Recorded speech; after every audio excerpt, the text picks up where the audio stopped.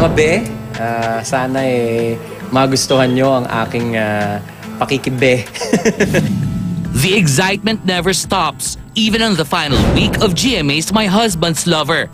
Ipakikilala kasi ang karakter na si Sam na bibigyang buhay lang naman ng mahusay na TV host na si Ryan Agoncillo. Biyernes, October 4, nang sumalang si Ryan sa taping nito. Tuwan-tuwa ako nung tinawagan ako para mag-guest sa My Husband's Lover.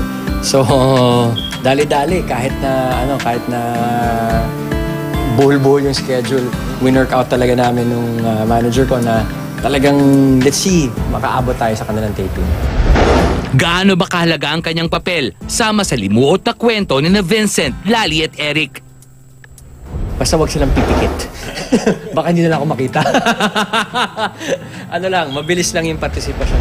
I just hope I get accepted by the followers of My Husband's Lover. Malaki ang impact sa buhay ng tatlong bida. Yung paglabas ng aking karakter na ang pangalan ay Sam. How did the offer came about? Inviting you to be part of My Husband's Lover, yung kanilang final week. Would you like to? So, hindi ko na tinanong kung ano yung papel. Umuo na ako, and then tsaka ako lang nalaman yung papel nung naghahanda na ako.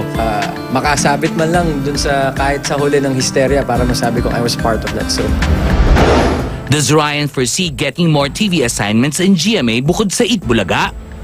Baka mamaya, ang resulta nito, hindi ako kapuso lang, kundi kapederasyon na rin.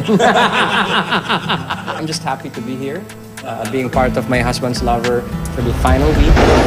And because the loyal viewers of MHL are waiting with bated breath sa mapanghas na pagwawakas nito. Mga be, sana magustuhan nyo ang aking pakikibe sa final week ng My Husband's Lover. And mga kapuso, I'm hoping to see you guys very soon.